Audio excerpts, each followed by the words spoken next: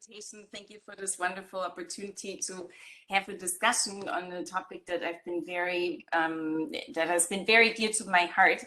And I'm a sociologist, as Professor Zippel mentioned, and I've been studying internationalization from a gender perspective, mainly from an intersectional gender perspective, asking what happens when we open doors across borders, across national borders, what happens to gender equity. And when I looked at the Excellence Initiative in 2007, I remember actually hearing then the president of the European Research Council, Professor Winnacker, who used to be the president of the German Research Foundation, who stated that and I heard him in Boston at a meeting where German research organizations and universities came to recruit Germans and other international people back to Germany.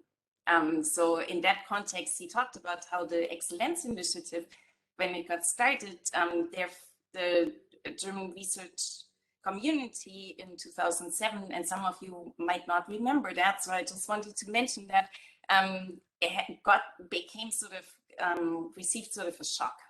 It was an epiphany because the international peer reviewers who were asked to evaluate the proposals for the Excellence Initiative were also asked actually to evaluate how those initiatives would impact on gender equality. And these international peer reviewers then came back and Professor Winnacker summarized that with, they basically said, where are the women and where are the international people in German academia? So what I found really fascinating is both, right?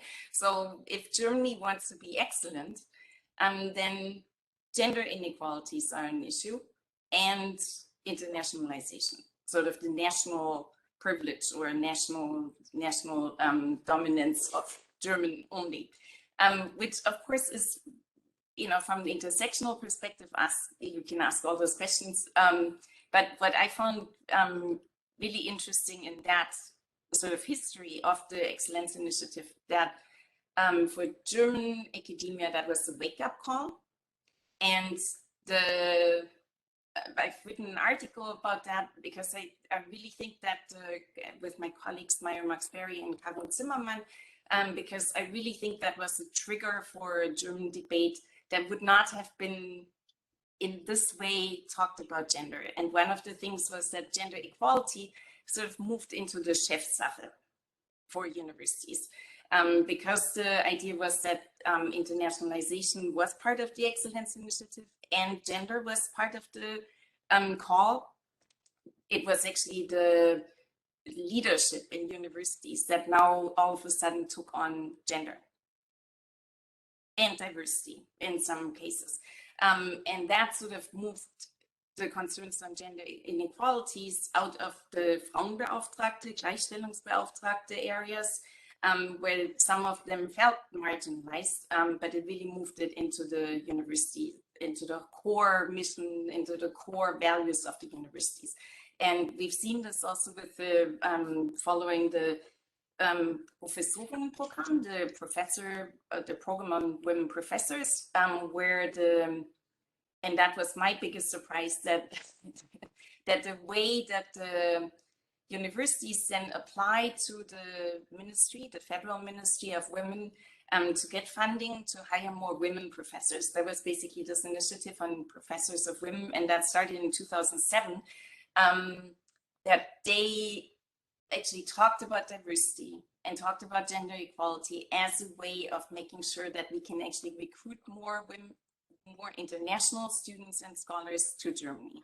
So this link between gender inequalities, lack of diversity, and internationalization was really created in the sort of,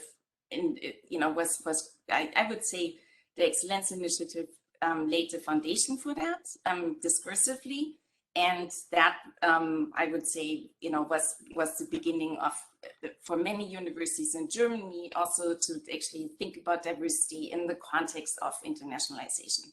the fact that today diversity seems to mean mostly international diversity, people from different countries and backgrounds, that is a very particular German feature. When we look internationally, diversity can mean many different things, as we know. But the kind of German take on it in the university settings is, I really believe, due to the Excellence Initiative as well. So fascinating research materials. Thank you very much. So that's pretty interesting to see how that opened a window of opportunity, you know, for gender equality and diversity to promote these two topics. Kyoko, how do you assess the Excellence Initiative and the internationalization strategies?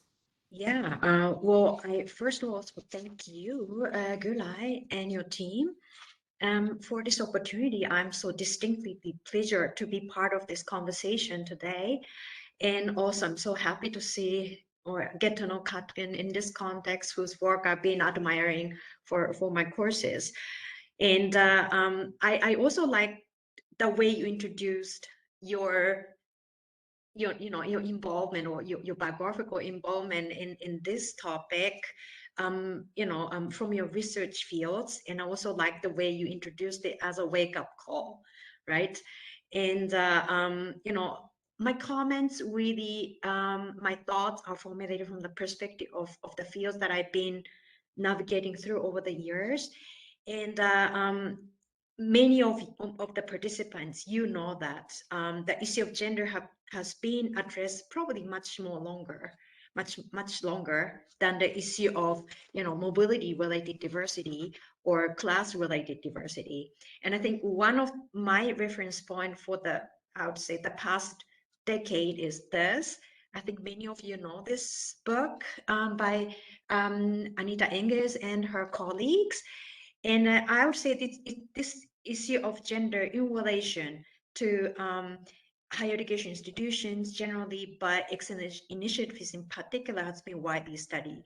So I was thinking, as a preparation for today's meeting, what are the linkages between the excellence initiatives generally and the notion of excellence in particular and internationalization?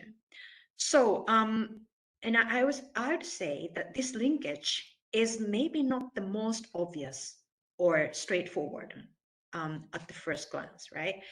But rather an implicit one. And why do I call it an implicit linkage?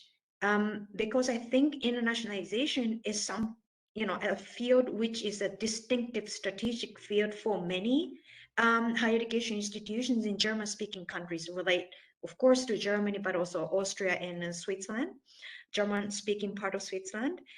And it has become one. It was not one, but it has become one, as you told us, right? I mean, a minute ago. And we know that many German higher education institutions have set up, international offices. I mean, by now it's common. It's probably more difficult to find institutions which do not have one. And then international office replaced the predecessor. Many of you who have been in the university business for a long time would know that das Akademische Auslandsamt, with which I also had to do when I was trying to transfer from a Japanese university to a German university. I don't name the name, but this Akademische Auslandsamt at this particular institution, largely, they replaced the predecessor, Akademische Auslandsamt, largely in the 1980s and early 1990s. So why the Akademische Auslandsamt was mainly operating reactively to cope with, really I'm emphasizing, cope with incoming students with a foreign degree.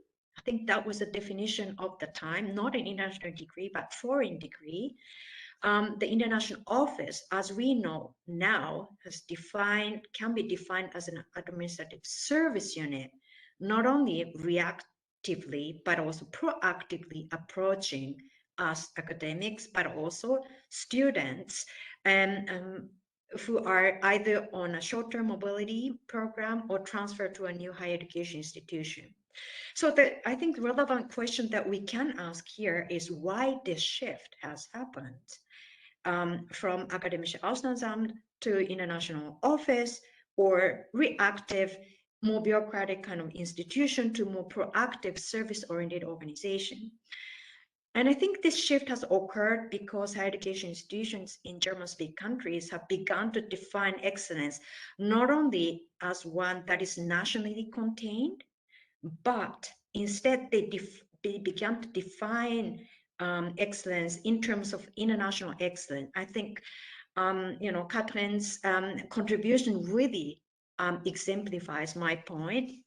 And then they are, of course, aware of the war for international talent, mainly students and young scholars, that Anglo-Saxon institutions are leading, So I also think that they probably started to be aware of the tendency that a good deal of German academics are moving to North America and the UK for short-term or long-term mobility.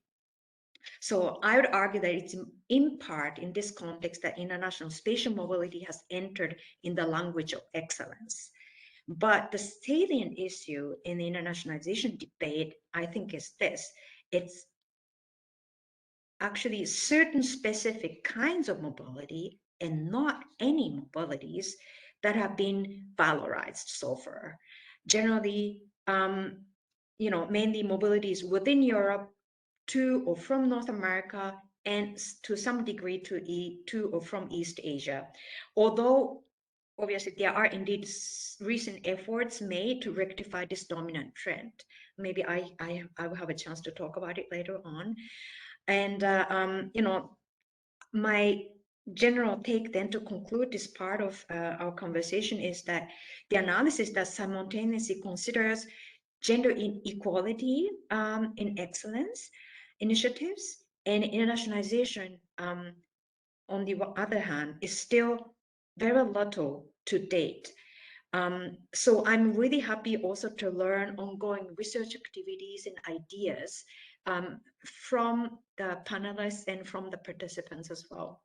Yeah, I think that's good enough for the first start. Thank you very much for the first round. And this was actually a keyword, the participants. So the participants can already start to pose questions that we will take up then later on and ask the panelists, and we will enter the discussion with your questions later on. So if you have already questions, please put it into the chat.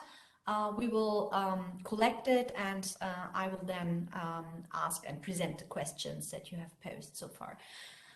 Thank you very much, Kyoko. So that's actually very interesting. I had an order of questions actually, and now I will be jumping because you already gave that keyword on mobility, and I found particularly interesting your that you pointed to that different mobilities are valorized differently. But I think also the bodies which are mobile are also valorized differently. And my question would be, so who profits from this increasing mobility in higher education? Are there gendered patterns, and are there other patterns of exclusion, or who are the, as you actually in your article say it, who are the ideal international academics and envisioned in these internationalization strategies? I'd be happy if you, Kyoko, and then also Kathrin, if you could refer to that, because that I think that's really key in order to understand the selectivity of inclusion when we talk about internationalization. Yeah, sure. I think at the level of students to early career researchers, I think that in a selection process there are a lot of, you could say, positive stereotyping ongoing, which are often racialized. I mean, one thing I can show is there is a high value placed, for example, on East Asian students, especially those coming from China. I mean, the participants know that the Chinese students have become the largest international student body in German higher education institutions, replacing Poles already well, quite a long time ago. So, you know, what I hear from officers in international office in many places is, well, they're hardworking, you know, they really care about completing their studies and not lazy, etc., etc.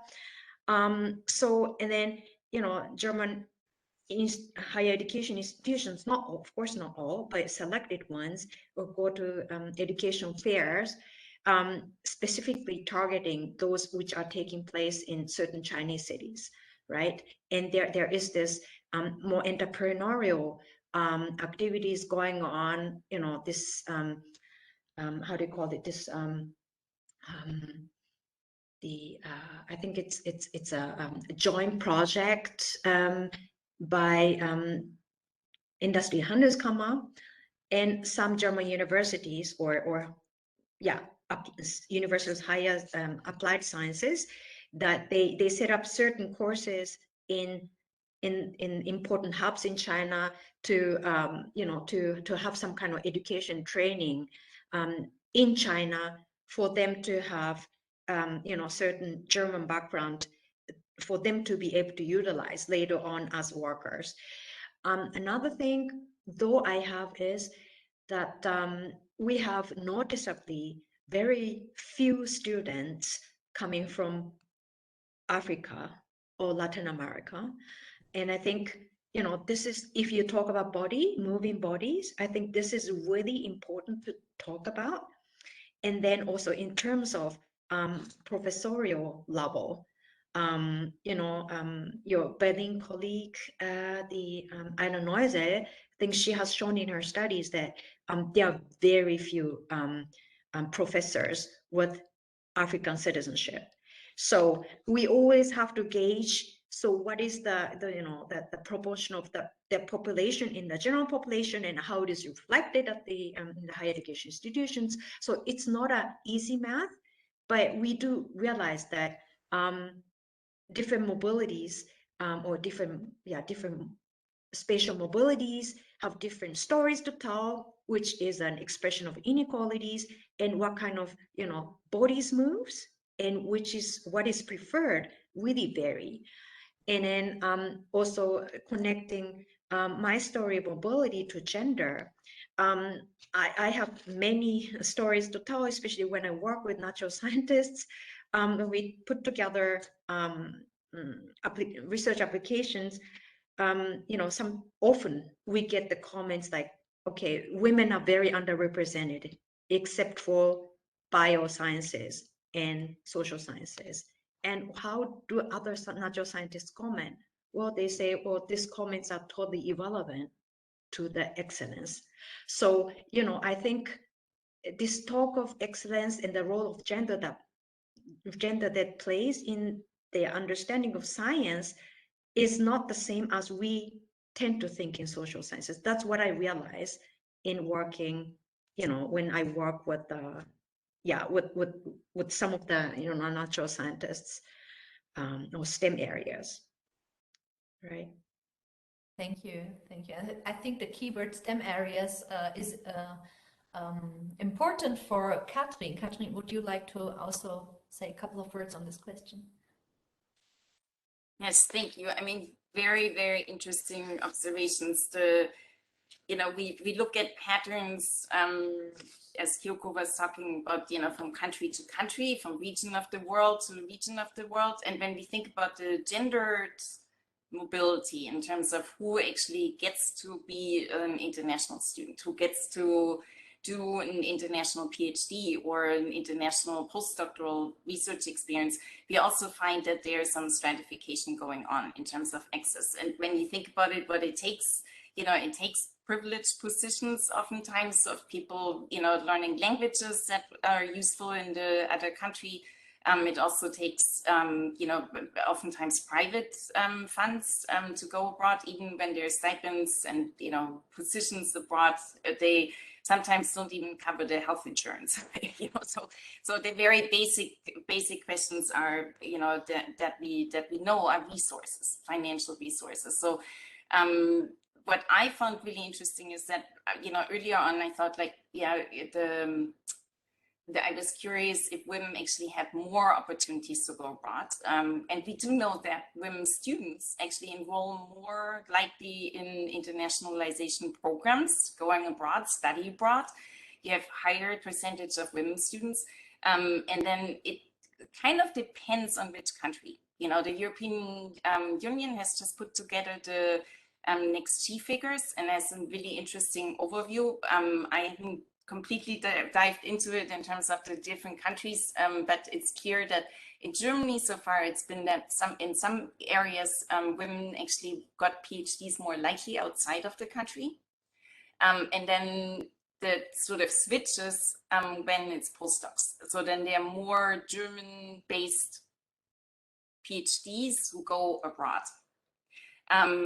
We can, you know, look at that in different countries, and it could look really different. That's what the indications are from the now what I've seen. You know, the comparisons across different European countries.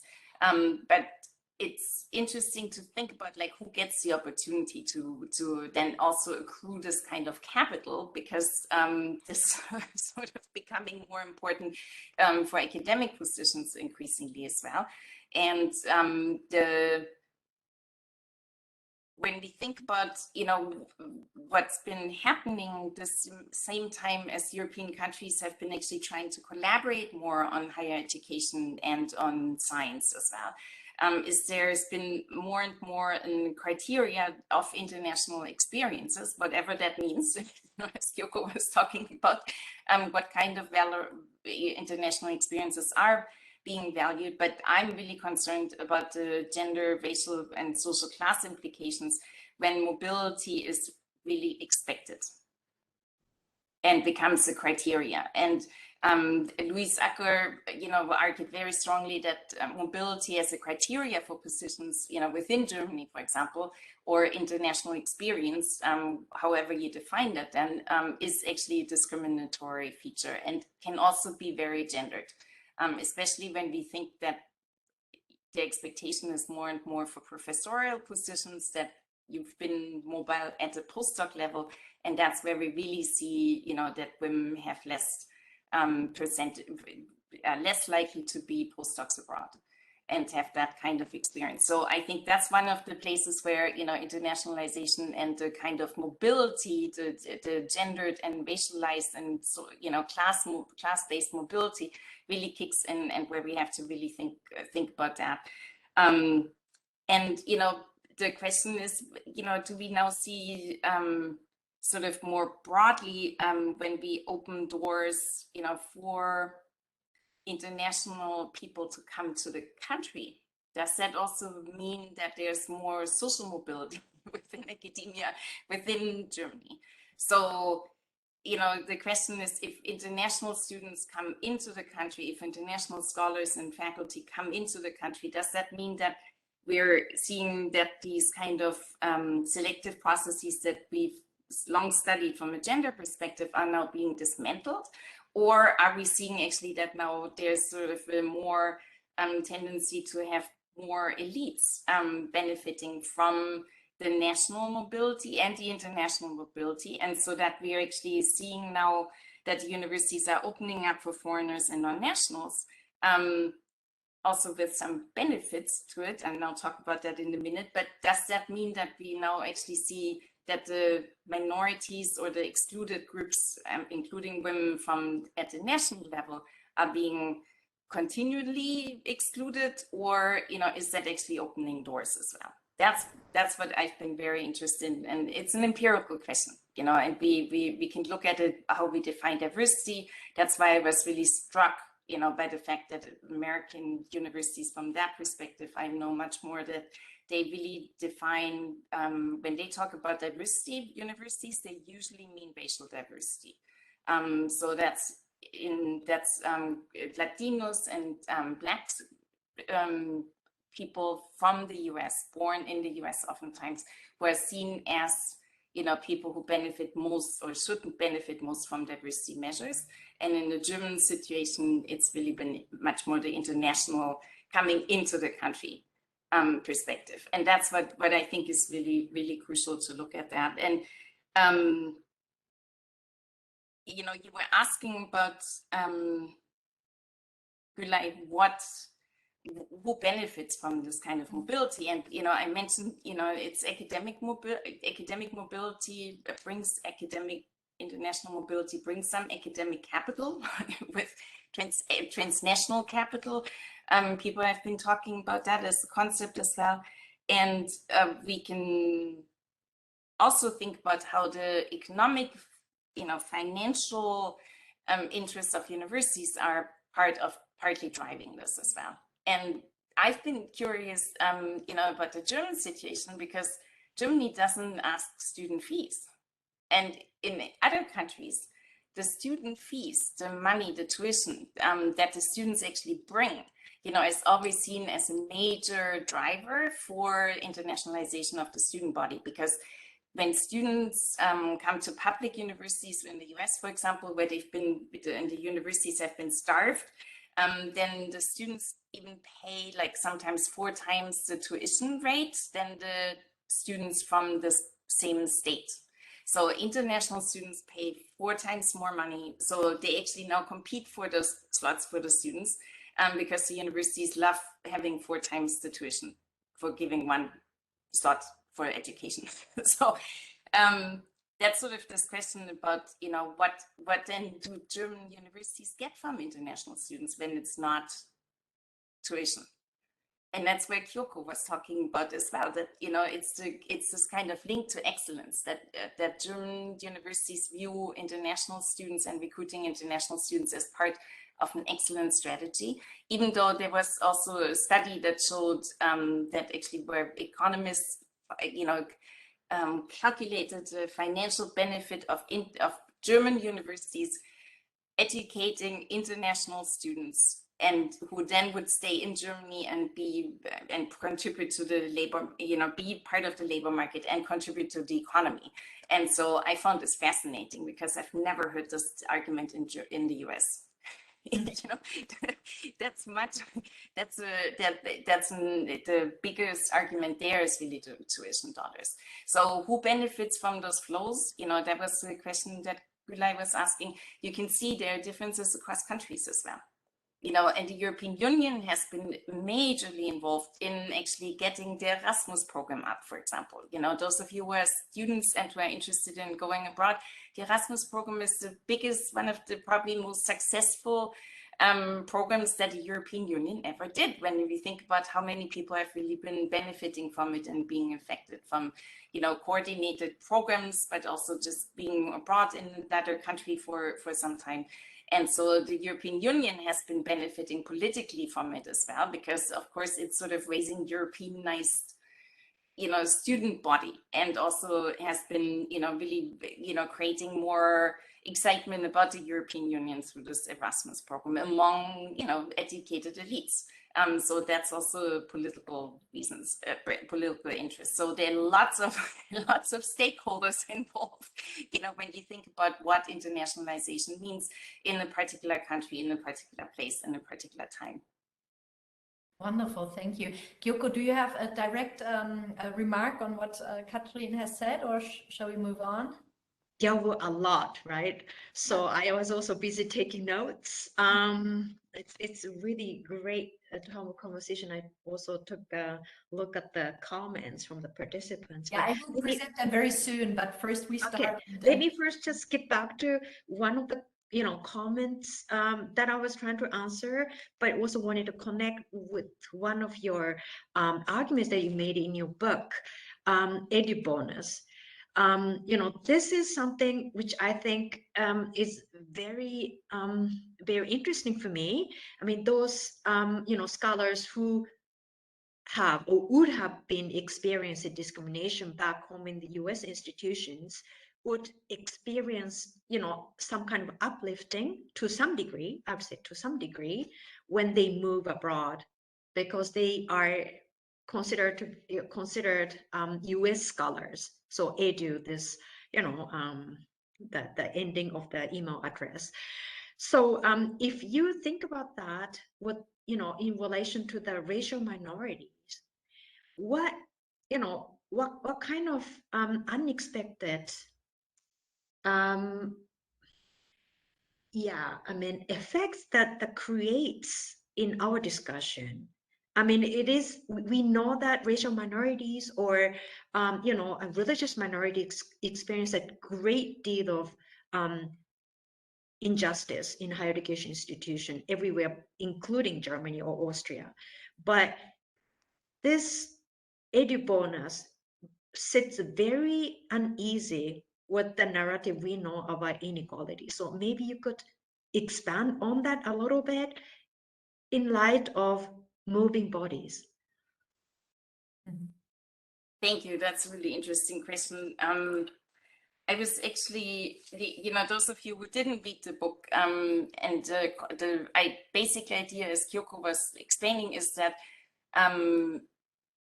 when you have in this world where, like Kyoko was arguing, universities and countries valorize international experience differently, then, and the US has been seen as one of the magnets for academia, for students, for researchers, and as, I call it the American gold standard. America is the gold standard for science, especially in the STEM fields in recent years. Then the very idea that someone is educated or is affiliated with an American university is what I call this .edu bonus. Because it's sort of the status of American science as the gold standard of science globally rubs off on the individuals. So that's this idea of how it becomes a symbolic capital that people use, aside from, you know, the potential of having really had a good education and having good resources at universities, etc. But that's sort of assumed rather than it has to be proven with the .edu bonus.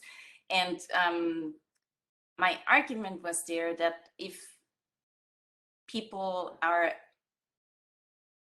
in the US are excluded from the national level academic world, then going abroad for them, going to European countries, Asian countries, anywhere else in the world, where they then actually get the bonus of having come and being seen as an American scientist, can, and I used to say Trump, I no longer say that word, but it can overshadow the potential disadvantage that they have as being seen as a woman or being seen as a Black person or as a Latino person.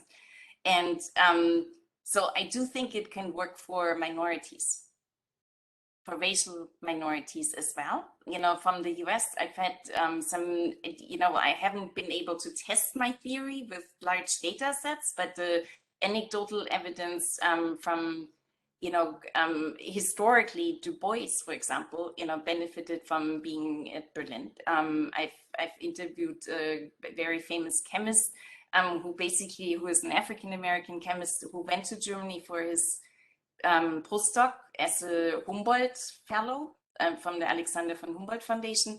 And he really claims that his career started in Germany, that his opportunities for collaboration, that they really allowed him to establish himself as a scholar. And then he came back to the US and became later the president of the Chemical Association.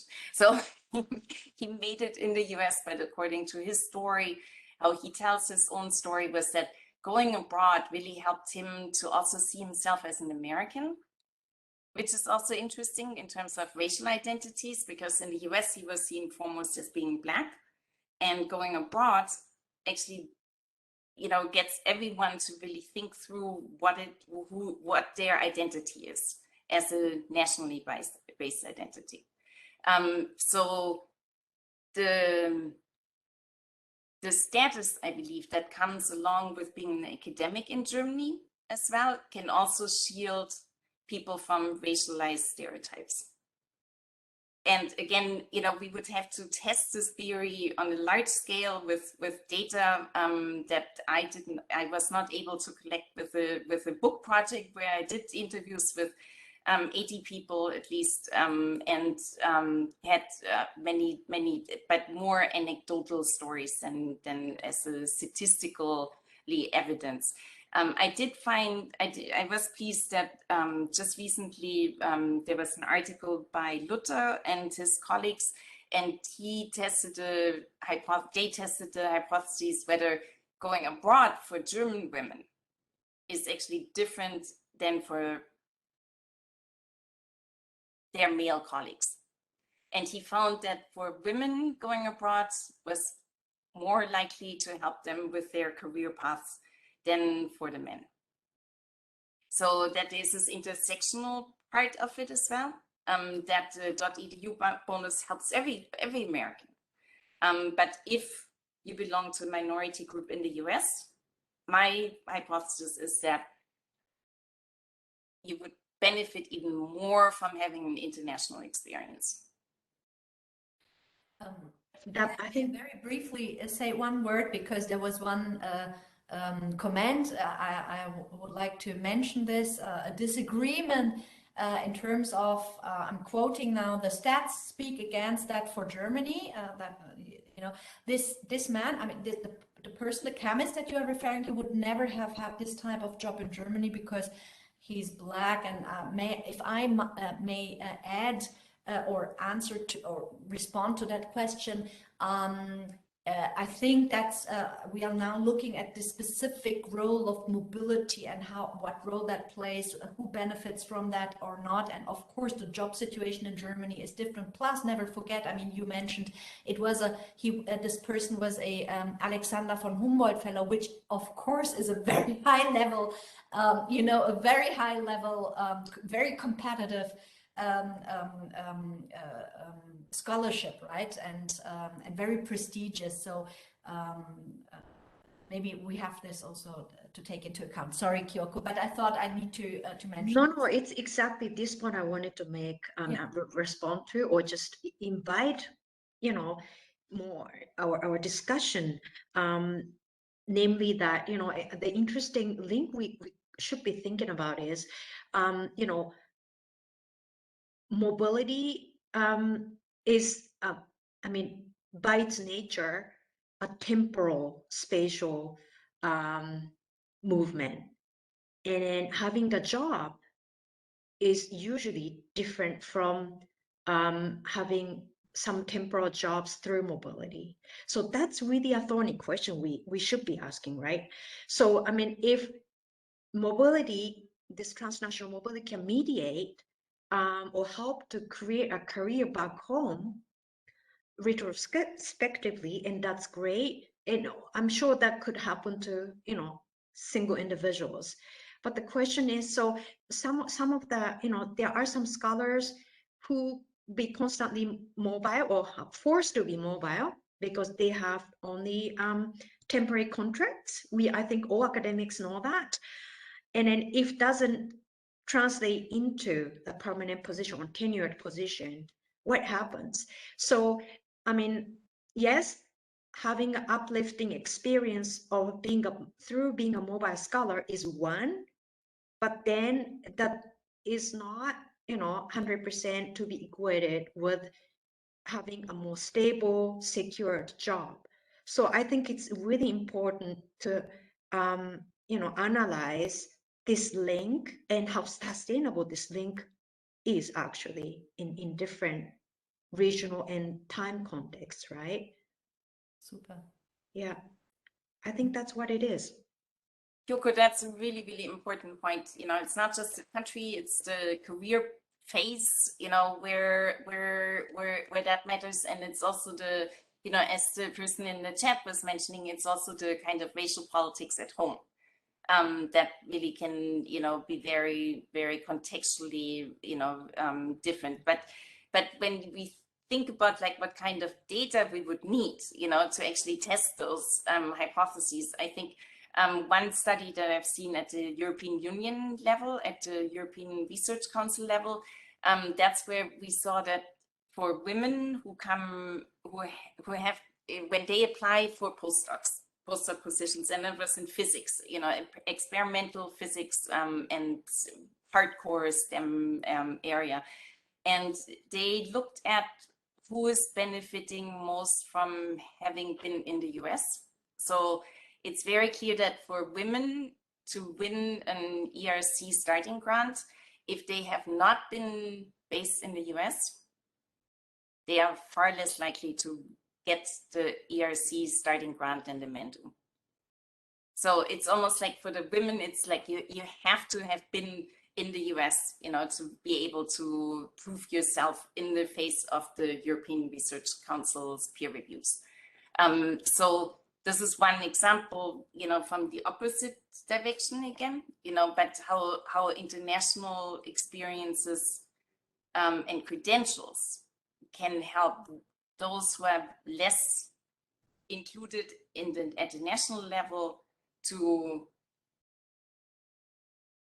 not just by uplifting, but also really get credentials, you know, that help, that can advance their career.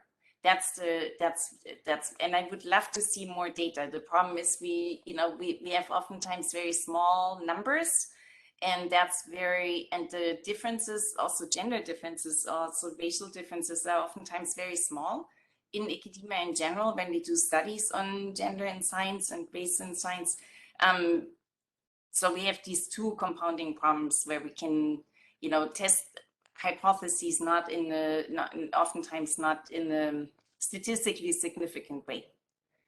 So that's one of the tricks. I'd love to see more data on that and more work being done on that. And Kyoko, I think your point in really being much more contextual, you know, is really important. And this idea of the temporal part, you know, of what a long-term job versus a temporary assignment is, you know, in terms of a few years, and how mobility is forced or how mobility is actually, you know, safe as well. You know, it's very different when people can return, you know, to their safe position when they already have a stable position. And the German academic system is just, you know, as we all know, with Ich bin Hanna, and I'm, you know, it's a terrible situation for junior scholars. You know, to get a permanent position is a very, very long pathway in German academia for everyone. Yeah, thank you very much. Now, what we have done so far is we talked about the multidimensionality of mobility and looked at it from different angles, from within the universities, from outside. How is it assessed? You know, what role does it play? How is it valued if one is mobile? And what are gendered, racialized, and educational patterns here in terms of mobility, and who benefits from that? I would now like to turn again back to the conditions that that is important to have this diversity. And I'm like trying to sneak in also with the comments. I'm kind of working also with the comments. And there was one comment saying, well, the quality of life as a people of color, for people of color, is much different in English-speaking countries compared to German-speaking countries, at least as per my experience it is. That someone comments, and I assume it's about, so what are the situations within, you know, if we want to internationalize, if we want to promote mobility, that means something. If we want to diversify the student body and also the whole in the recruitment process, if we want to diversify in the recruitment processes of the universities, we are still confronted with the situation that living conditions within a German-speaking context might be different, that the whole atmosphere within the university is problematic in terms of that people who come to Germany are still confronted with sexism, racism, and other kinds of discrimination. So what kind of conditions do we need in order to also promote internationalization strategies? That means that actually, this question offers a good opportunity to link diversity politics with internationalization strategies. So again, my question isn't that a good momentum, internationalization, excellence, etc., in order to promote meaningful diversity policies? And just a little note, I do have the questions in my, I will refer to each of the questions that are in the chat. Don't worry. But this question I would like to ask you now before we move on with the questions in the chat. Who would like to start? Shall I start? Mm-hmm. I love that question. I would say yes and no. Yes, it helped to some extent, because I do think that, structural disadvantages, as we know, related to gender, class, which is also very, very crucial in our discussion, and racialization, othering, and othering in terms of, religious faiths, etc. These are still not explicitly spoken out. And then these structural disadvantages, which in a, presumed meritocratic academic system, can be addressed if we address gender equality and diversity politics to be promoted. So that could, in the best case, that could lead to more awareness that these structural disadvantages are still there, informing our career trajectories, and then the way we establish ourselves as students, as academics, and then potentially these disadvantages can be rectified in the best case to some degree, contributing to some kind of mainstreaming of gender equality and mobility-related diversity in a much more pronounced way. But I would also say, well, the scenario is not that rosy, right? So that's where I say no as well to your question. Because as I said earlier, and some of you have commented already, only certain and selected kinds and forms of mobility are targeted, and directions are desired, meaning leaving out other mobilities not recognized as transnational desired mobility as such, right? And as long as diversity is something to be resourceful, is considered to be something to be resourceful for the organization, it is celebrated and valued highly, right? So if it turns out that, some economists say, well, by the way, this kind of diversity is no longer contributing to the efficiency of the organization now, we are speaking about the entrepreneurial university, and then we may, run into the danger that, okay, we will celebrate some diversities, but others do not, and we're in trouble. So I would say the structural disadvantages and structural inequality are not addressed in diversity politics per se, right? So it's not an automatic translation process, I think, which is ongoing. So I think that also what I realized in this diversity and gender equality in a lot of grant applications, we have to tick the box, right? Gender balance, yes, no, how many female scholars, how many scholars with the international experiences, etc., etc. So, I mean, it's a tool and we cannot get away from it. But if we end up having just these tick the box tools, then we have a problem because we don't look at the structural inequalities. Yeah. Thank you very much. Kathrin. Yeah, I want to chime in there as well and really support what Kyoko was saying, is that if we know that, and we do know that academia is so deeply, and STEM in particular, is a very stratified social system and political system as well, an economic system. And when we know that the stratification exists before internationalization is basically put on top of it, or is try to, change the open doors, for the best heads, the besten Köpfe, that kind of, already implies that there's the kind of international pressure, that the knowledge economies have been under or see themselves and competing with each other, has really economic dimensions, so the counting of how international students can contribute to the Bruttosozialprodukt, to the growth, of Germany is not by coincidence. And so within academia, as Kyoko was talking about, is that now the bottom line is seen as, does it help actually to be better, to produce better academia if we have diversity? And, that's where the jury is out. Some studies say yes, some studies say no, whether diverse teams help, depending actually on whether they have more egalitarian structures. Duh. If we put people together in a group where they don't have a voice to bring in different perspectives, then the teams do not bring more innovation or more creativity together, or cannot function as well together. So I think that kind of bottom line argument has been also put in in connection to diversity. And so if we're thinking about internationalization processes that are sort of the outcome of that might be that they are simply, they are shaped already by existing inequalities, as we were talking about, who can participate and who can be mobile and who has to be mobile. All of that is really based also on people's backgrounds, people's experiences, people's social location.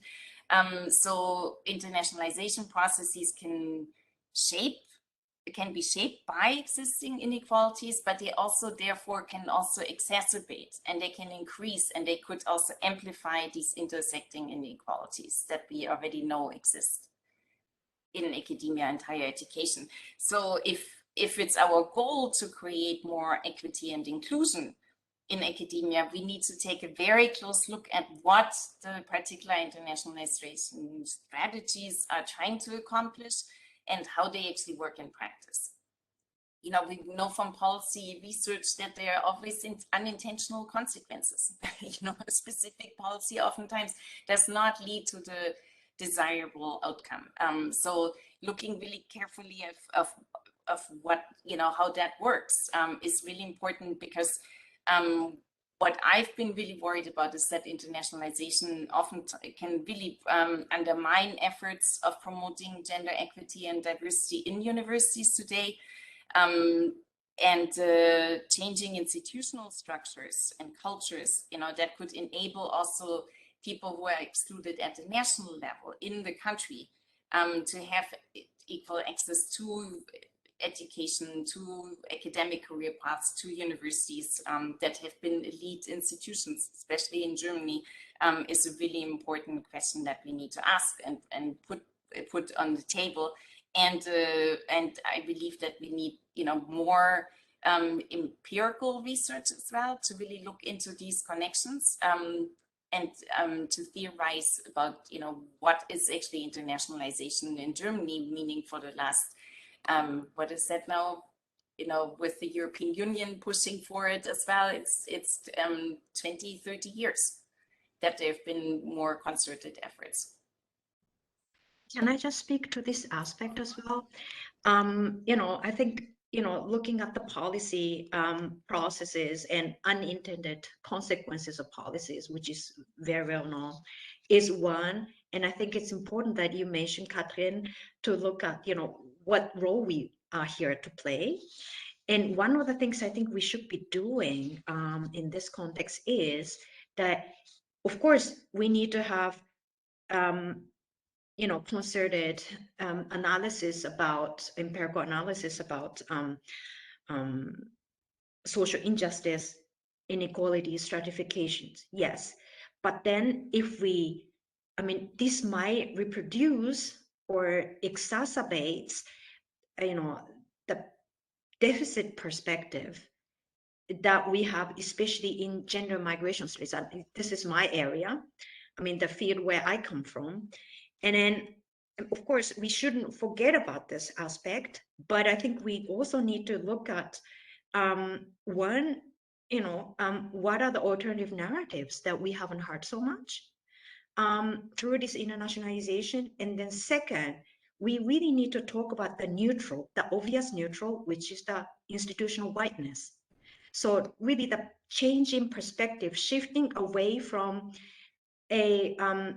talking about disadvantages and inequalities, yes, of course, important, but solely focusing on that aspect doesn't bring us further then, because we are talking just about one segment of the entire society. I mean, if we start to talk more forcefully about the institutional dominance of institutional whiteness. I'm not talking about specific white persons, but this, habitus and the practices in the mainstream society, or also in higher education institutions, then that wouldn't bring us further. So I think as an academics, it's also really important to think how we can operationalize this institutional whiteness in doing research and analyzing the data. It's not an easy issue. I mean, there have been already a number of scholars like, Sarah Ahmed. I mean, the participants also mentioned her name, or the first keynote speaker, they all talk about that. But how are we go about operationalize this concept, not only when we're looking at narratives, but also when we look at data, the statistical data, because these people have stronger voices in a lot of research and policy decision-making process. Yeah, very nice. And maybe one of the questions referring to the last part of the debate referred also to class. So if we look at it intersectionally, what role does also class play here, also in the institutional whiteness? And one of the participants asked, to what extent are diversity policies of higher education institutes even taking into account class as a social marker? That is also something that has been asked. And someone recommends the Afro census. Thank you very much for that. I will also come back to the other questions, but maybe would you like to refer to class? Did you come along class as a social marker in diversity policies? Does it play a role in US universities? I know in German universities, so far as I came across, all these different diversity concepts, class did not play that much a big role. However, there is a little initiative called Arbeiterkind.de, which kind of tries to promote students from other, from lower classes to gain a university degree. So there is a little support system, there is an awareness, but it's not a systematic approach in diversity policies. Is that different in the US context, Kathrin? Does class play a role? Well, it's interesting that the US university system is so highly stratified that the diversity policies that actually exist are at the elite level. And most of the universities that actually cater to working class, low income groups, they don't have diversity programs.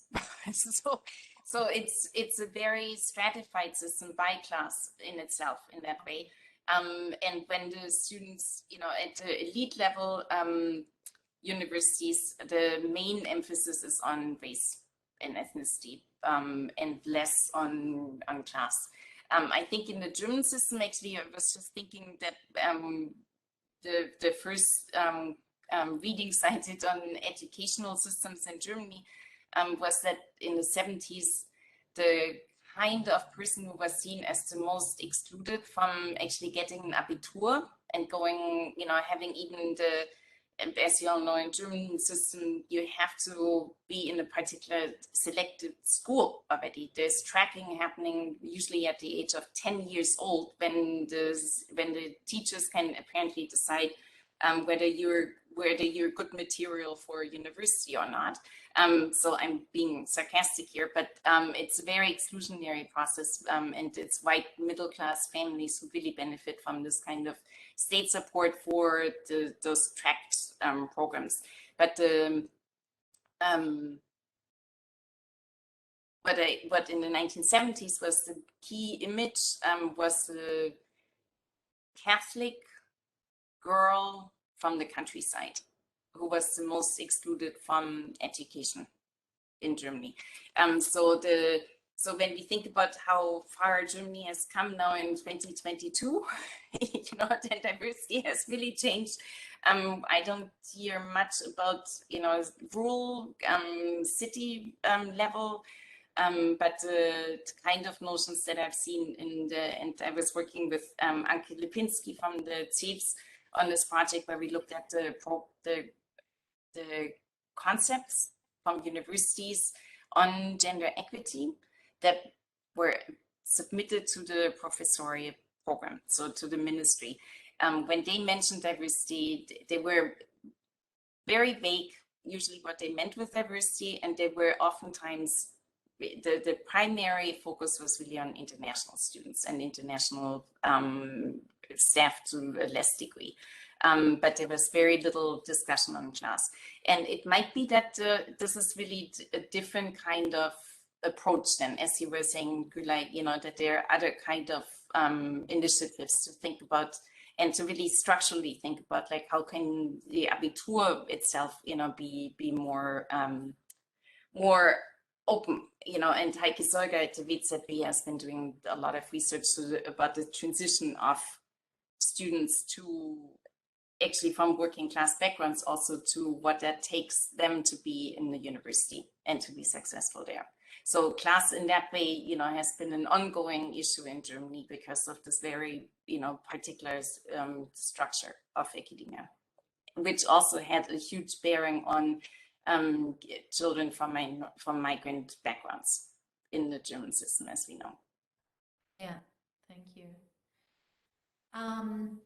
I would like to come back to a question which was posed pretty much in the beginning of the debate, and this comes back to the very notion of diversity politics. So one of the participants asks, I'm quoting, does the overall idea of excellence based on a meritocratic principle not defy social justice-based ideas of diversity, as they do not claim diversity for the reason of justice, but only if diversity subjects, to use Sarah Ahmed's term, perform accordingly to deserve their space? In the long term, can the meritocracy-based idea of excellence work together with social justice claims? Or did the Excellence Initiative maybe open the door to put diversity on the agenda, but in moving forward, it might need to be rethought and decoupled? So we kind of touched all these aspects, but maybe you can refer to that question. Who would like to? So do we have to rethink diversity politics and the way how we approach excellence?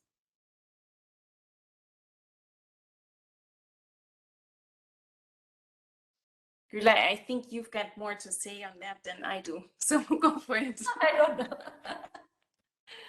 know. No, I mean, this is something, well, I mean, this is the inner tension within the concept of diversity, no? I mean, that on the one hand, I mean, the way how it is, the term is utilized in the debates. It's, on the one hand, it's the social justice idea that is in the term. And I mean, I already referred to the anti-discrimination law and, to kind of overcome injustices and discrimination.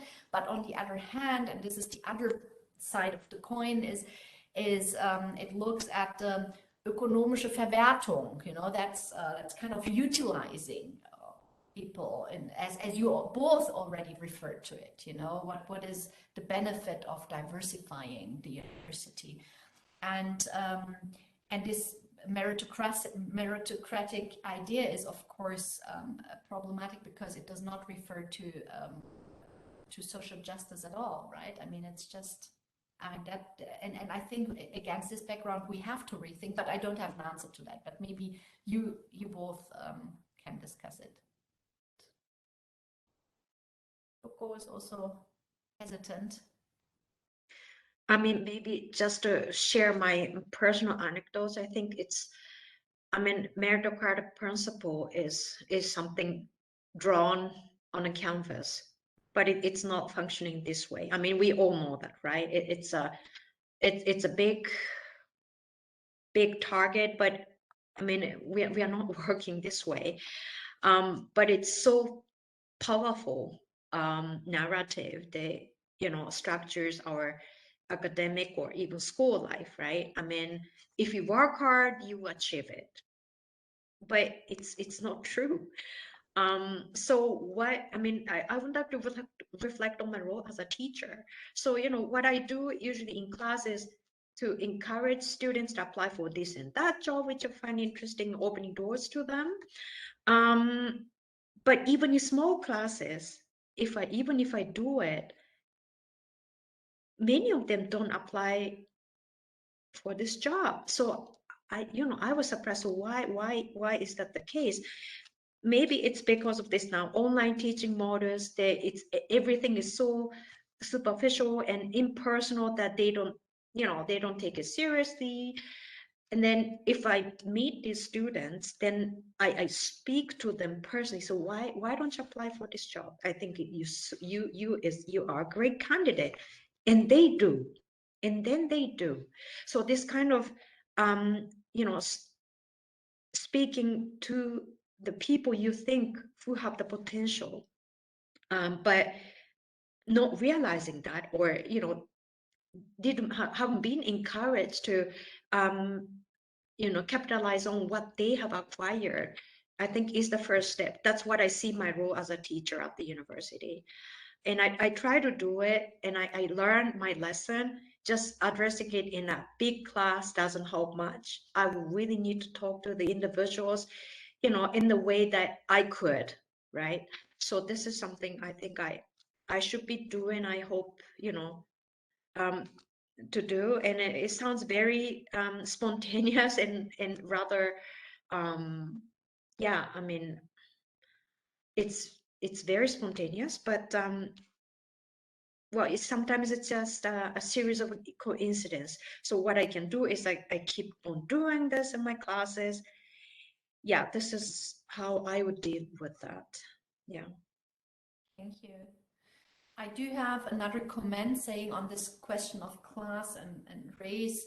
Does it depend on the context if class or race play a role? I assist the Studienstiftung with selecting scholarship holders.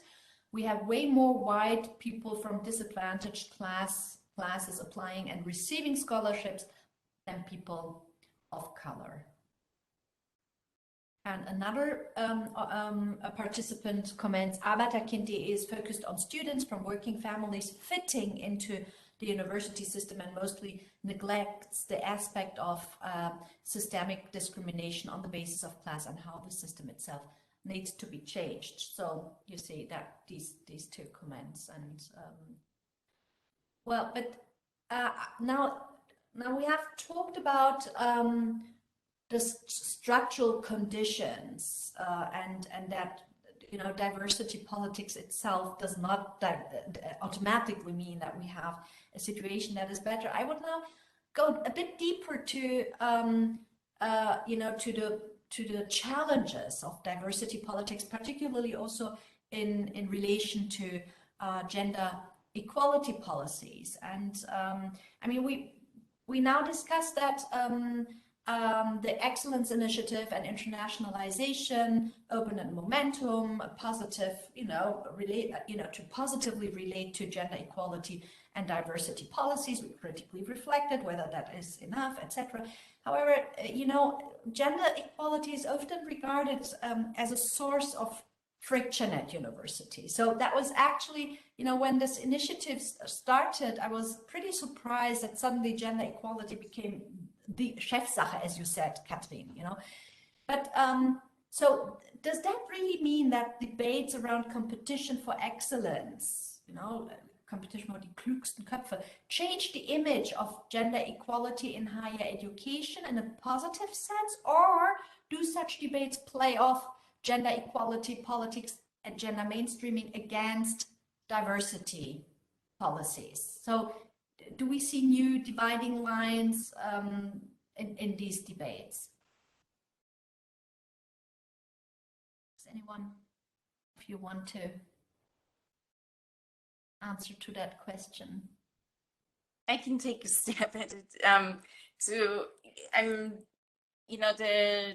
what was brought up also, this concept of meritocracy is of course underlying there, like who can evaluate what is excellence, and who what are the standards that are being applied? And that is sort of a basic idea for meritocracy to be working. And I do think that one insight that has always been helpful for me to think about different institutions as well is that meritocracy is, of course, also in academia an ideal.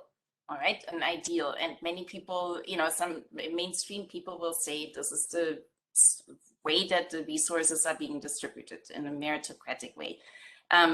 We've seen from feminist research, from other research, critical research, that there in the evaluation processes, those are social and political processes that can have bias included in the very standards, in the very practices.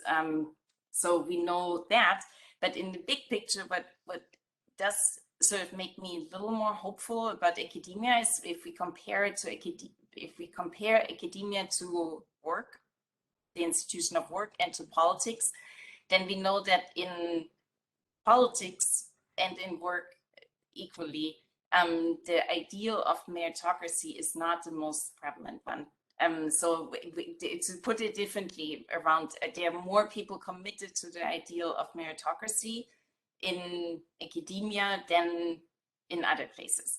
And especially when it comes to STEM fields, this idea that people can actually do research in STEM fields, in the MINT-Fächern in German, that is apolitical, that does not have to do with politics, is something that has given minorities and migrants actually opportunities in some ways to say, if this kind of work, this kind of scientific work can get done, then I get evaluated based on that, without the surroundings. So, for example, there's an interesting study from Gerhard Sonnert who looked at German Jews who came to the US because of the Nazi Germany, and as refugees, they went into scientific fields also with this belief and this hope that they would get really valued for who they were in terms of scientists.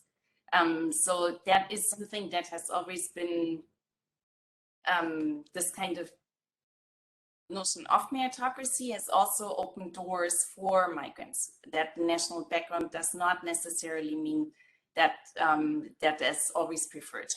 So in that way, I just want to say meritocracy is I'm very critical of the idea that meritocracy is a practice everywhere, but when we think about it as an ideal, it does have some positives in terms of thinking about how we all say how should resources be distributed in academia, for example, as an institution. Thank you. Kyoko, would you like to relate to that? Yeah, interesting. I haven't thought of it that way, but as Kathrin formulated, but in a strict historically contingent context, that may open a door. That's an interesting perspective. Yeah. Yeah, and if you think about meritocracy not as yes or no, as either or, but as a continuum. That's sort of when you think about in what kind of circumstances does meritocracy as a value really help us, also to promote gender equity and diversity. And when do we want to be very critical of it, especially when it's empirically not working, and so those are some questions that I've been thinking about also with how we can redefine excellence itself as a term, and I've just reviewed a book that is a compilation of chapters that is coming out soon. Fiona Jenkins and others have been co-editing this volume based on the workshop that took place at the CEIFS in 2017, and that is all about very critical feminist view on what excellence means. From what I've been interested in and how it actually can be worked out in practice is this very idea that American universities have been embracing, where they actually include next to, for any candidate and for any evaluation, for any kind of job, where they use criteria for research, teaching, service. That's sort of the big one, of course, the typical ones, but then also what is the contribution to diversity of a particular person. And the University of California systems has had this in place for more than 10 years, I believe. And the University of Berkeley in the engineering department, for example, said, okay, when we select professors for engineering professors, then in the first round, we want to have a selection committee that specifically looks at what are the diversity statements of the candidates for assistant professor positions. And when this selection committee is done, they actually give the pool to the committee that selects, that looks at people's research parts.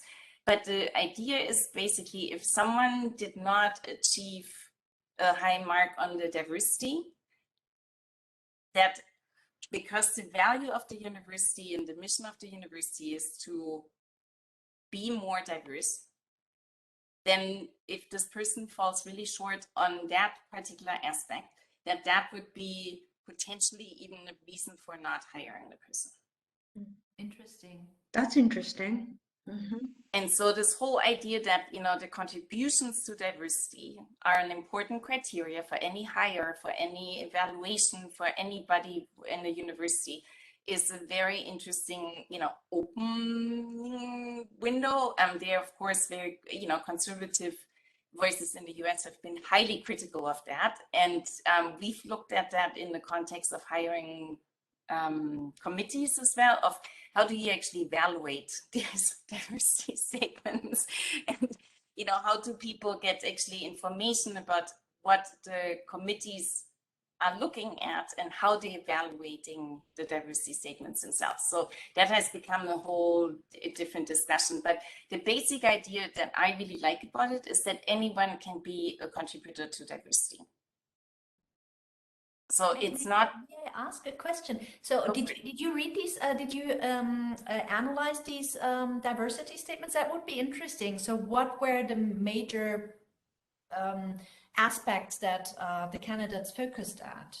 Did you find out a pattern here? That would be very interesting. They are all over the place. And I've talked to people who are in search committees and who have been looking at them, and they're all over the place, from people making completely just statements about their own person, to people who say, how do you say? So the idea is that someone from a racial or ethnic minority, can contribute to diversity, for example, as a role model, and also with their work that they've done on diversity. But that also means that a white older man could also have been contributing to diversity by, doing recruitment in his or in their, in their lab, in a way that they were mentoring women of color, students from different backgrounds, etc., etc. So they could have institutionalized programs at the university level. So any kind of contribution to diversity, is a broad enough way of actually including also and encouraging also white people to say, how can I use my white privilege to make a difference in the university? And that is really, really, I believe an interesting way to think through. Mm-hmm. Yeah, I think by the same token, we probably need to research how the selection processes are in fact conducted, what criteria are imposed and indeed conducted in selection process of different stages. I mean, that sometimes these kind of conversations are very difficult to trace in statistics. And we do have to work with the, data protection law, under the data protection law. So that's a tricky thing. But I think it's probably important to look beyond what the policy paper says, or this aspirational paper say, but how the praxis are. I mean, how they are practiced in our selection processes. So we probably need in addition to statistics, we need, more grounded ethnographical research about how selection processes are conceived of, conducted, and what kind of results are produced because of X. I think that's something also necessary, right? Yeah. Mainly also because we have a very small n here about the stuff we're talking about, different from the student's body, which has a much bigger n, and we can't do, I mean, any statistical analysis would be not representative enough, especially in the European context. So I think this kind of research strategies are necessary for us to bring us forward our research agenda. No?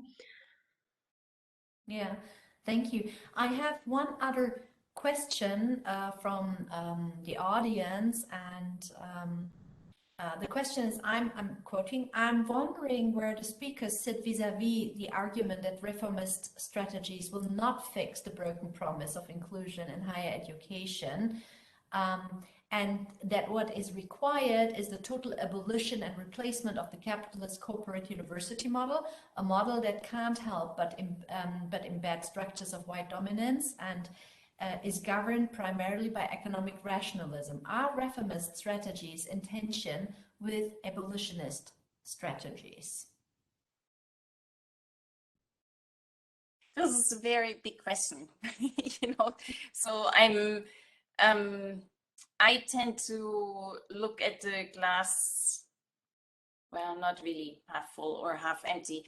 I don't tend to be very optimistic. How do you say that?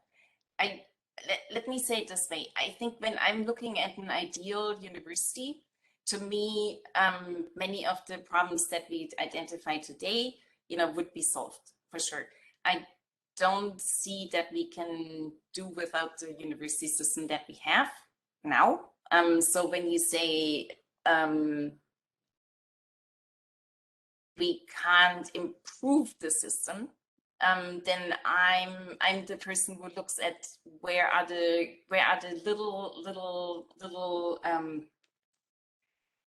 little turning wheels that we can work on to see whether they can make a difference. Because I don't see that we can be without, that we have a choice. Kyoko. It's a tough one, the question. I mean, I'm sitting in Austria. Austrian universities are also heading towards, the path that the German universities have taken. We were measured through the amount of third-party funded research, money volumes, number of publications, and where, even the research money is classified equally. It also, I mean, we are we get bonus if we have, if we acquire research funds from the European Union and the Austrian counterpart of DFG, etc. And if you get money from other private foundations, then it is less honored. So this kind of classification system. And at the moment, and at least in the near future, I don't see any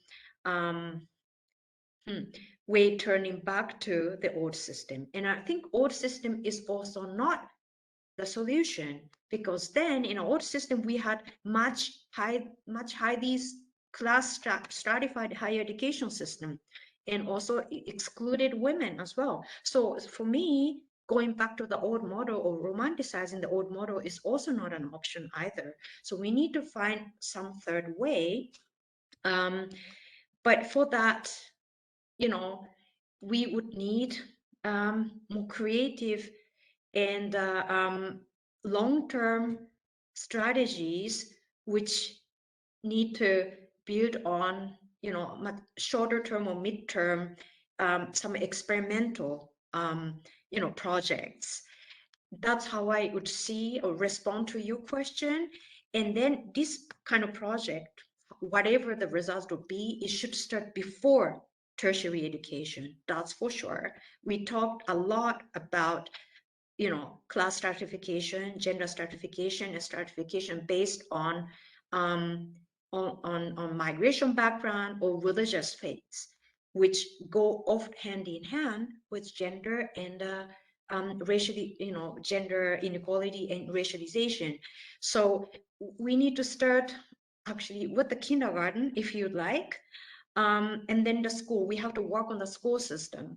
I mean, Kathrin, you already, you know, talked to this streamlining of this gymnasium model in the German-speaking context, and then in the German-speaking countries. So I don't see an immediate way out from this neoliberal university model. But I think the good news that we have, different from America or the UK, is that our universities are still by and large publicly funded. So at least this hurdle we don't have to overcome. I know studying costs a lot of money because it, you know, you have to earn your own money or you have to have a stipend for you to be able to study. But I mean, if you have to pay a large amount of debts, like a lot of US students do, and then that's really another story. And many of us don't know that the heaviness of this debts that a lot of US students are going through.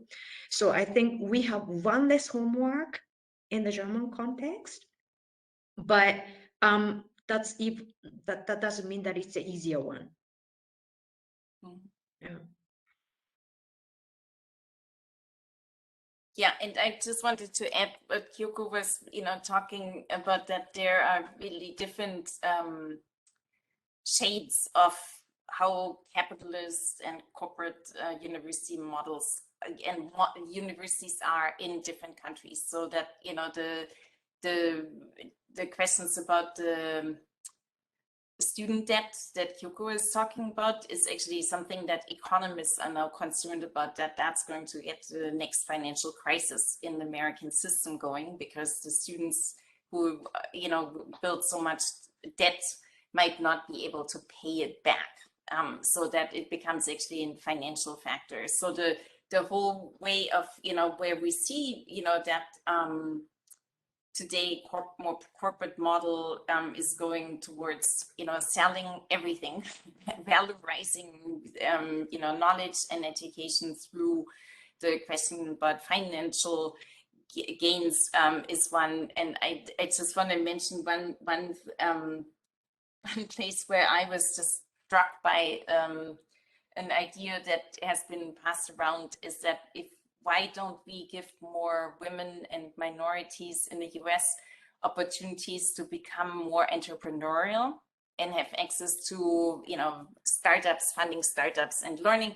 So basically the idea, we would increase equality if we allowed and if we enabled women and people of color and individuals from different gendered and racialized groups the ability to have basically their own companies and get patents and do that work. And I was like, what are we talking about? You know, the universities so far have been tenuring people far less on those criteria that exist for now, you know, evaluating their work. And the whole idea that now there should be an additional criteria, you know, as I mentioned earlier, you know, to have teaching, research, service, and now have more of where university professors are now actually expected to also produce monetary value for the university. It was just so unbelievable to me. I mean, we know that women of color and men of color in academia tend to be more doing engaged scholarship. Jess Gold has a fabulous dissertation on that. So engaged scholarship in terms of working with community organizations, you know, really thinking about like how do you use academic knowledge to translate that into action and into possible, you know, improvements for specific communities as well. But interestingly enough, the universities that don't count that kind of work, you know, as a startup, or as a, that they call that community outreach, you know, because of course the communities don't pay back the university for their patents or for the kind of economic value, but to really think about like that, you know, that academics are then expected to also really help the university make even money with the kind of products that they produce, is something that, you know, works for some research fields better than for others, of course, but to think about that as a equality and diversity strategy is something that, you know, people are trying to sell in the US. But I'm highly critical of that connection, definitely. Well, and particularly, we are not at that point in the German higher education system, luckily, you know, I mean, in terms of selling, you know, or making money for the university. That's not where we are, which I'm pretty happy about that, actually. That's we are other, you know, we are somewhere else, yeah. Well, I mean, if you look at diversity concepts and strategies, and we talked a lot about structural impediments, and some of the comments I didn't mention yet, they went even farther, saying, well, we shouldn't just look at the structural impediments, but also the whole disciplinary atmosphere and conditions, you know, the disciplinary attitudes, what we are reading, you know, what this can be also be pretty exclusionary, you know, that's so changing the ways of how we produce knowledge and how we discuss that knowledge. So so we discussed about these structural impediments, and a notion or a term that I really liked, Kyoko, you referred to, is this institutional whiteness. And when I worked on diversity, I came across, of course, as I guess everyone who works on diversity, I'm going to post it, one little quote is, this is not long, but it's by Melissa Steen, who talks about critical diversity literacy, I think, that we also need, which means it's literacy means a complex set of analytical skills with which to recognize, think about, and interrupt prevalent relations of social oppression. And I think, Kyoko, you referred to the way how you try to take account of diversity, and Kathrin, you referred to these diversity statements in the recruitment process, which I find really interesting, because for that, I think in order to enable each participant in the university, each member of the university, to think diversity, to live that, and to really reflect critically structural impediments, we need this kind of diversity literacy, which is a huge task, you know. And I wouldn't maybe without knowing whether whether someone would now criticize that or not, but I wouldn't regard this kind of critical diversity literacy as a reformist agenda, but rather as a really radical one. If we make everyone within the university think about it, reflect what we are doing, and reflect what the structures are. I mean, this is a huge project because we cannot force people to think about it, but you know, in an ideal world, and maybe that's the last question for today, and this question was not prepared, I know, but this came very spontaneously. In an ideal world, how would this kind of critical diversity literacy in higher education look like? What would you know, try, if you would be in this leader position, what would you do? Would like to start? Not easy, I know. Very spontaneous. Can I just mention one more thing?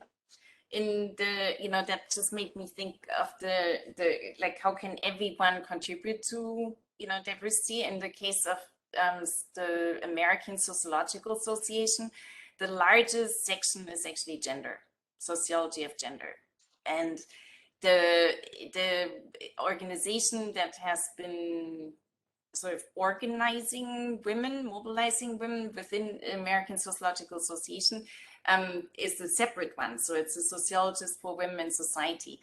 And they ask now every person who runs for the top offices in the American Sociological Association, how did you contribute to? And some people don't make a statement. They choose not to say anything, and that gets noted. So there's a document with how people are responding to that. And it is interesting, you know, to think about literacy as in terms of competence, actually, you know, is from my perspective, it's very clearly, you know, from the literature and whiteness studies as well, is recognizing privilege, you know, and being able to self-reflect on one's positionality in society, in academia, is a prerequisite, you know, for thinking about what one's own role can be in contributing to diversity. So the very question about like, who am I and what is this institution about, and what is the position that I have in this institution, which also, you know, can vary in terms of the access to power. And one of the things we've learned is that academics, you know, in interviews, professors often feel helpless. And in the work that I've been doing with search committee members, you know, one of our cheerleaders was saying, like, you're all full professors. Like, what are you talking about? You don't have any power. So in academia, and Kyoko was talking about that earlier, people oftentimes think we have to make change at every level. And that is true. We have to change, we have to start changing, you know, the kindergartens and the schools all the way into different ranks in universities. But at every level, I believe, you know, institutionally, there are possibilities for interventions that make a difference, and to be thinking and be changing really practices of doing things. And we do need legal frameworks that are really powerful and helpful in that. But we also need a culture and a change of the way that practices work, in addition to the legal and the policy tools, to be able to do that. And that's where I really believe that, you know, this idea of diversity literacy is important. In an ideal world, you know, we would learn that in kindergarten. Thank you. Kyoko. Yeah, yeah, so being very spontaneous, I also think work should be done at very different levels, right? I mean, as a teacher, I think it's also important in a lecture hall, seminar room, we need to reconnect the personal and the academic. I think it sometimes surprises the students when I talk about some personal experiences related to, you know, the intersection of gender and racialization. And that's something maybe, you know, that helps in writing a piece about positionality, which I've been doing with colleagues of mine over the years. I think it's always a good refreshing exercise, but I think it takes a lot of courage for you to do that. I couldn't do it when I was younger. I don't know, maybe I didn't have enough guts. But another level, I think it's also the role of a teacher. If I reflect on that, I think it's equally important to, you know, provide students with the reading of different kinds. Of course, we have classical sociologists. I'm teaching sociology courses, but it's often surprising to see in introductory courses, at least in German-speaking countries, whiteness is not introduced. It's quite frightening to realize that, right? So when I discuss the, you know, the German, I mean, in a German course on social change and mobilities, and then if I deal with the whiteness, I mean, the students, I just roll. Like, what are you talking about? Is an academic topic enough to discuss it? So this is really a challenge sometimes for me, because they think it's some kind of personal stuff, but it is not. But then once we get into the discussion, students really love it. So I think this kind of exercise is necessary in a classroom. And then I think it's also, it requires us to be creative in terms of what kind of course assignments we give.